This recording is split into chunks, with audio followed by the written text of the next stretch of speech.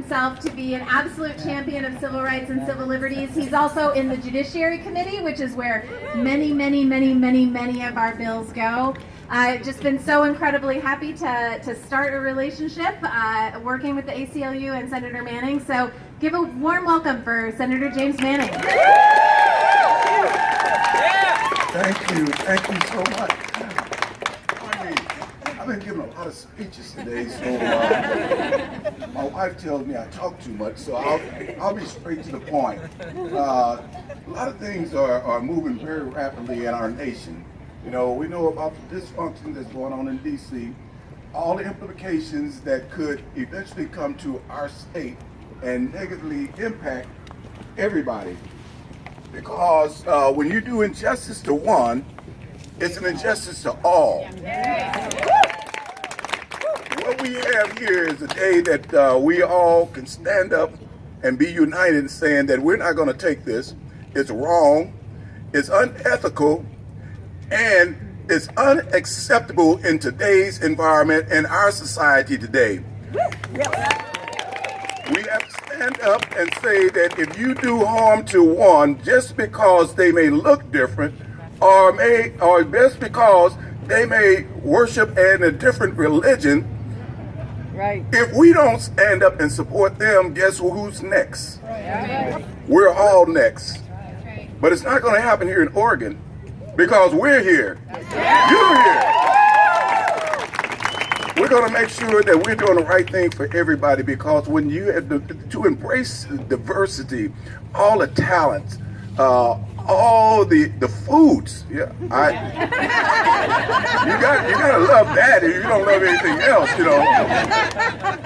My wife has one thing where she only eats chicken, you know, so it doesn't matter. I love all kinds of foods and stuff. So my point is that the world is full of so many beautiful gifts and so many beautiful colors and so many beautiful thoughts and all these things that we share together are the things that bind us, not separate us. Those are the things that make us stronger.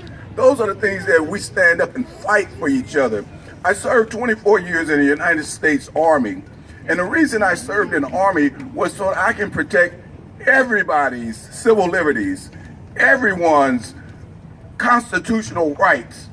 Because it's not about me, it's about you, and it's not about this generation or the next generation. We talk about generations to come. What we do today is going to have a direct impact on our great-grandchildren. Do we want to leave them with a better place? Or do we want to succumb to all of the negative, all of the prejudice, all of the disheartening that's associated with they're different than I am? That's not a way. That's not the way we need to be. That's not the way we're going to go. But united, as we are today here in Oregon, at this moment, is what we actually need. Was that for me? Oh, okay. I thought there was a timer saying, okay, you're done.